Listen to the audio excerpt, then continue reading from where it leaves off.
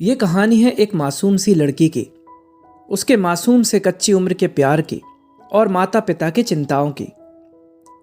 सुनो जी, निकेता ने अपने पति सोहन को रात में बिस्तर पर दूध का गिलास थमाते हुए कहा। हाँ जी बोलिए, सोहन ने पत्रिका को बंद करते हुए कहा। आप दूध पी लीजिए पहले, निकेता ने बैठते हुए कहा। हाँ हाँ, दूध भी पी लेंगे और तुम्हारी बात भी सुन लेंगे, सोहन ने शरारत से कहा।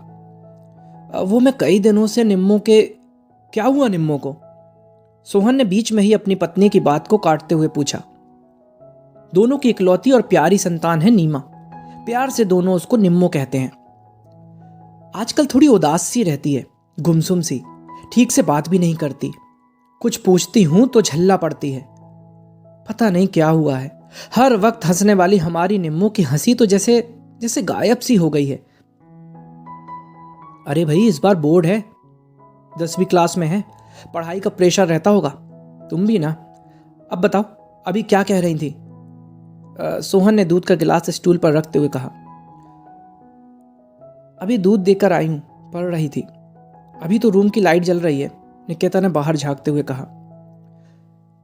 मेरे साथ तो ऐसा पेश नहीं आती। खैर, सुबह बात करता हूं, तुम भी सो जाओ, सोहन ने चादर ओढ़ते हुए कहा। जी, कहते हुए निकेता ने लाइट ऑफ कर दी और करवट लेकर लेट गई। नींद आंखों से कोसों दूर थी। बाहर खिड़की से चांद भी हवा से हिलते पर्दे की ओट से दिखाई दे जाता था। बहुत देर तक जब नींद नहीं आई तो निकेता धीरे से बिस्तर से उठकर बेटी के कमरे की ओर चल दी। खट खट खट, दरवाजे की आवाज सुनकर निब्बो ने दरवाजा खोला। अरे मम्मी आप? निम्बो ने आश्चर्य से पूछा। हाँ बेटा, अभी तक जाग रही हो? 12 बज गए, सुबह स्कूल भी जाना है, कैसे उठोगी सुबह? निकेता ने बेटी के कंधे पर हाथ रखते हुए बड़े प्यार से कहा। हाँ मम्मी, अभी स्टडी कर रही हूँ, बोर्ड एग्जाम है ना, बहुत पढ़ाई करनी है। ओह, तो इसलिए परेशान है मेरी लाडो? हाँ मम्मी, अगर सिलेबस कंप्लीट नहीं हो पा रहा सेल्फ स्टडी से तो कोचिंग ले लो, ये हमारे बराबर में तो है श्वेता कोचिंग सेंटर, निकेता ने बेटी को समझाते हुए कहा। ठीक है मम्मी, अब मैं सो जाऊं? हाँ हाँ, क्यों नहीं, मैं तुम्हारे पास ही सो जाऊं? अरे नहीं मम्मी, कोई बात नहीं, मैं सो जाऊंगी, अभी थोड़ा और प्रोजेक्ट वर्क करना है, उसके बाद, निम्मो ने हड़बड़ाते हुए कहा। ठीक है बेटा, जल्दी सो जाना। ओके मम्मी, कहते हुए निम्मो ने निकेता के कमरे से निकलते ही दरवाजा बंद कर लिया। निकेता चौंक गई, उसने कुछ कहना चाहा मगर चुप रह गई। गुड मॉर्निंग निम्मो बेटा, सोहन ने बेटी को जगाकर चाय का प्याला थमाते हुए कहा। अरे पापा आप? हाँ, चलो उठो जल्दी, चाय पियो।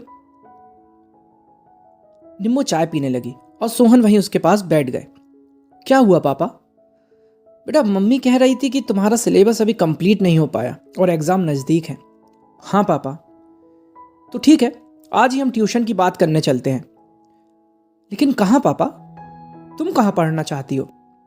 पापा, मेरे स्कूल के सर हैं हितेश सर, बहुत अच्छी तरह से समझाते हैं, एक बार में ही कॉन्सेप्ट क्लियर हो जाता है, निम्मो ने चहकते हुए कहा। ठीक है, तुम बात कर लेना।